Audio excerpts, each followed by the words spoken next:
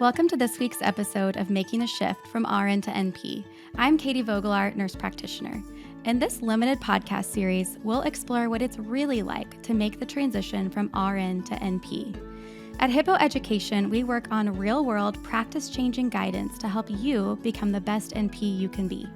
For being a listener, we'd love to share with you our free NP clinical resource guide, which you can download at hippoed.com/makingashift. Now let's get started.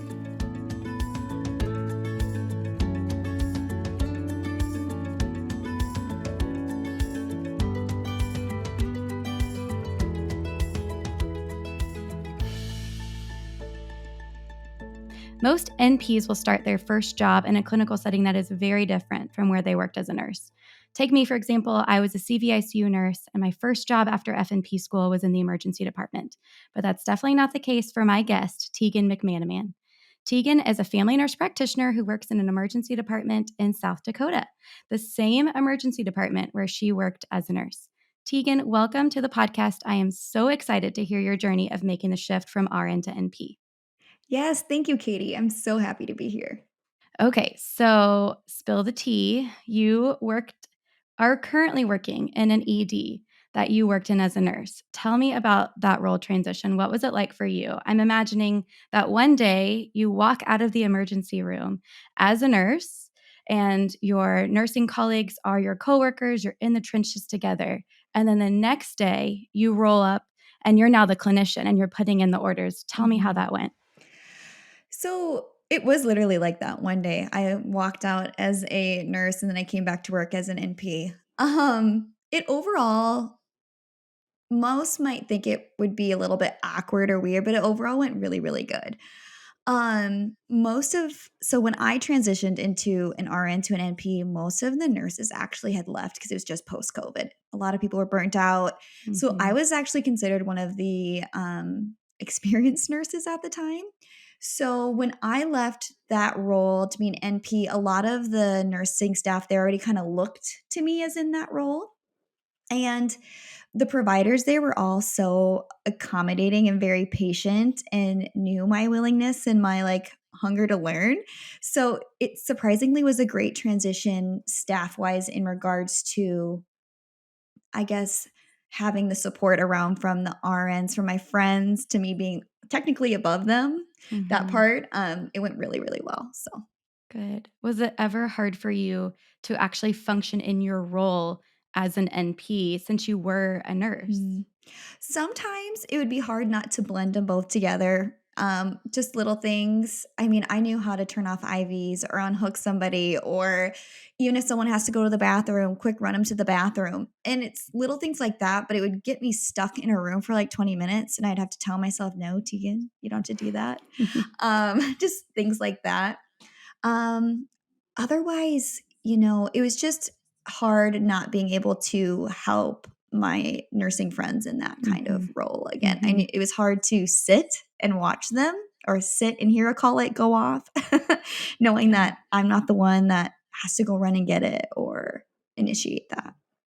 I can imagine that being hard. One of my favorite things about being an NP is that I was a nurse first. So I know Mhm. what the other side of care looks like. I know what it means to Mhm. actually carry out the orders that are being ordered. Mhm. So I'm sure that was really hard for you to sit and see that call light go off and be like, oh, I can't just jump up and help Yes. my Yes. coworker who I was just working with one shift ago as their Mhm. coworker. Yeah, pretty much. What do you think was the most helpful part about starting off your NP career in that same place that you worked as a nurse? Um, tr Even just transitioning to an NP was very overwhelming. And I feel lucky that I got to transition in the same facility, the same department, because I already knew the workflow. I knew Mhm. how the emergency worked. I knew where everything was located. I knew the charting system. I knew the staff. I knew the doctors, especially knowing how each doctor practiced is, something as an NP you got to kind of learn too as well when you're a nurse. Yep. So that transition, I felt very lucky because I didn't have to meet a bunch of new people.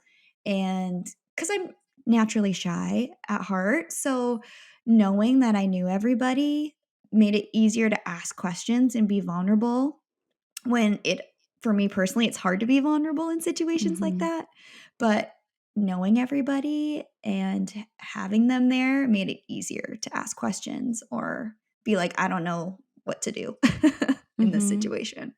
Man, it sounds like you had a lot of really great support for you in Mhm. that first role, which is so great. The Mhm. opposite of what I had assumed when I hear you go work in the ED for where you worked as a nurse, or you worked Mhm. as an NP where you work as a nurse, you think, "Oh, they're not gonna respect me, they're not gonna value Mhm. me in my role as a clinician," and so I love Mhm. hearing that. Yeah. If you could go back and talk to yourself, so go back to and talk to Tegan a couple years ago who is wrapping up NP school and you are about to take your first job in the ER, what kind of advice would you give to yourself? Gosh. I mean, I remember my last semester at NP school, they're like, "Get your resume out. You gotta fill it out 6 months out before you graduate." And I was doing that, and I was applying, and I wasn't even get calls back. I was, like, Mhm. straight panicking because I was like, "There's no way if I'm not even getting looked at now, I'm gonna get looked at later." So, one advice I'd give myself is just give it time. Um, there are jobs out there. And I Mhm. think it's okay to be a little picky. I think, because the market is so saturated right now, for PAs, for NPs, that we apply to all these jobs. And at the time, if you can't get in one, you just take what you can get. And I think one thing for me is an advice I got from someone is really ask questions in your interview. I knew I didn't want to be a NP that was just a scribe. I wanted Mhm. to see my own patients. I want to develop my own assessments and plans. And just knowing that when you interview, that those are questions you should ask and know for yourself. And just be patient with yourself. When I first got there on the job, I knew just from being a nurse that everything you learn is in that first year of being on the floor, Mhm. doing everything. And I was very overwhelmed on my last 6 months because I'm like, I don't remember all the antibiotics. I don't remember every single blood pressure medication. I can't remember all this. Like, I know where to look for and find the Mhm. information, but how am I going to be successful? It was Mhm. very hard because I was like, how am I supposed to act like a doctor in 2 years? Mhm. And that freaked me out. And I was like, I don't know if I can do this. Just Mhm. because I'm very hard on myself, but also like I take a lot of pride in what I do and I want to make sure my patients are safe. So it was kind Mhm. of I had to really work hard to let myself understand that I'm not going to know everything. And I think that's one of the best things I can tell people is no, just allow yourself to know you're not going to know everything and it's going to be overwhelming, but it's going to be Mhm. okay. That's really good advice. Mhm. I wish that you would have told me that when I was finishing up my NP Same. program. Same. I wish I had myself to tell me that. Yeah, that's so good. So, what I hear you saying is describing something that a lot of us feel when we are coming out of our programs. It doesn't matter if you come out of med school. I've talked to doctors and new residents, PAs, NPs, even nursing students. They Mhm. get out and they get into their first job and they're like, I don't know anything. How did I graduate? What am I doing here? And that is imposter syndrome. You feel like an Mhm. imposter. So, it sounds like that was your experience. Did working in the same shop or the same department that you worked in as a nurse, did that help at all? Did that contribute further to imposter syndrome? Like these people actually know me, or was there any difference that you could see? Gosh. I remember when you first said imposter syndrome, like, "Oh, I didn't have that." And then I looked it up and I'm like, "Oh, I for sure had that."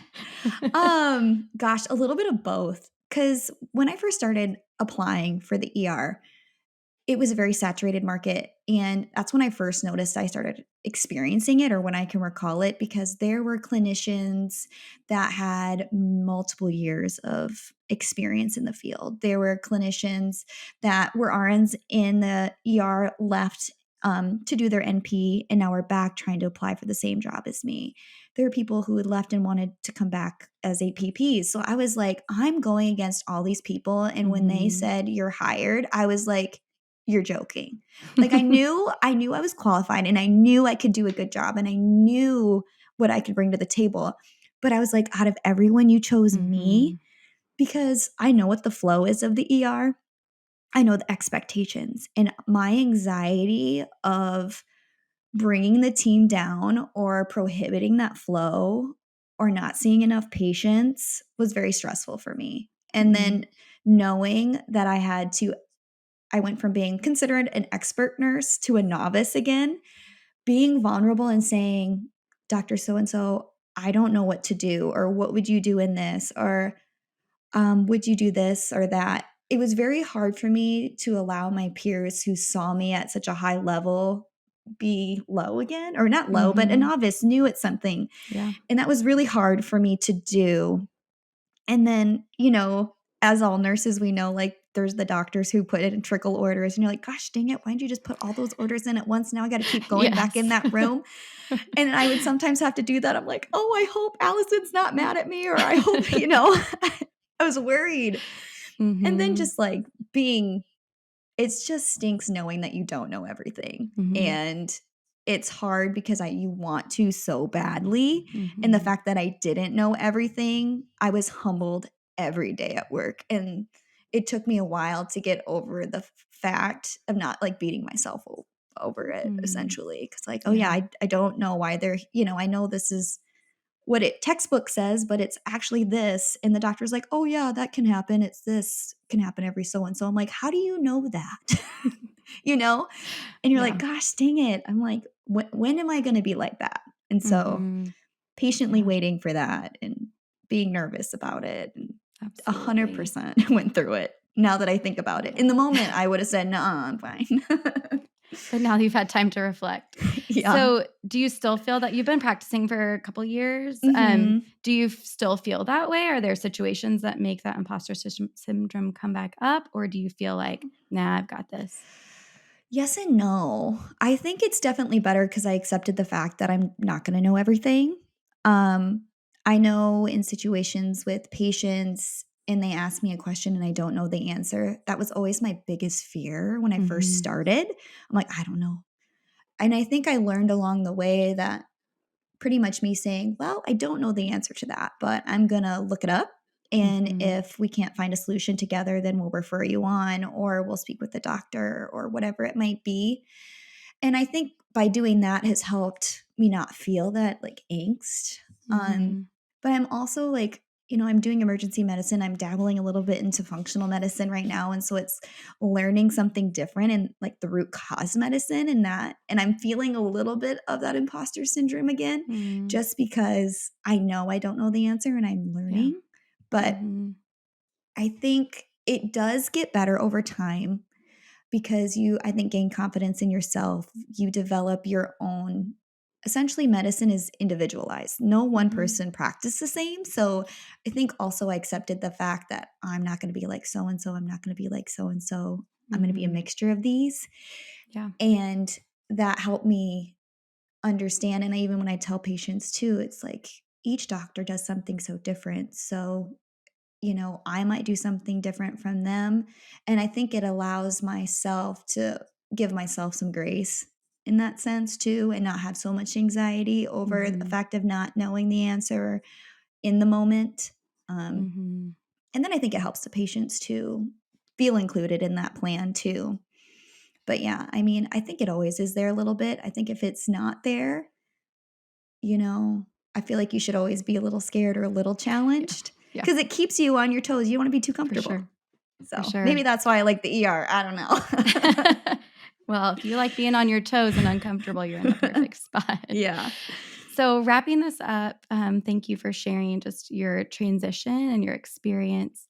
I would love for you to share just what is your one piece of advice to the NP who is either starting their first job in the same department that they worked as a nurse, or they're looking to start their first job, so they're in school. What would be your one piece of advice to them? I think my biggest advice to anybody is be patient with yourself. Know that you're not going to know everything. And know that if you have great mentors, they know that you're not going to know everything and they're going to be patient and educate you. And surround yourself with people like that. That will help you grow, that will help you learn. And then it also helps you allow to be vulnerable and ask those questions in those situations that are harder. So that would be my biggest thing. Surround yourself with good staff, good people. Be patient with yourself and continue to learn. I mean, one thing a provider told me too when I first started in the ER is when he was a med student, he would, if you didn't know what something was during a shift or something that he like had to look up, he would always have like 2 takeaways at the end of the day, and then he would take those home and just read about it, just to help continue to learn. And that was one thing I think that really helped me too, because I was like, oh, I've never really heard of that, or I've heard of that, but I can't remember what it's about. Because it helps you stay a little bit of accountable and continue to learn, so maybe that you don't feel that anxiety or angst when you don't know when that comes up again. So, That's such great advice. yeah.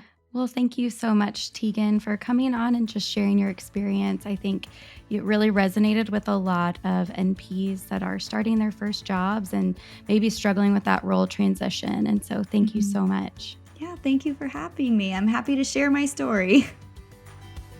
Thanks for listening to this episode of Making the Shift from RN to NP. Be sure to head to hippoed.com/makingtheshift to get your free NP clinical resource guide. Visit hippoed.com/NP to explore even more education from Hippo to make your transition from RN to NP as smooth as possible.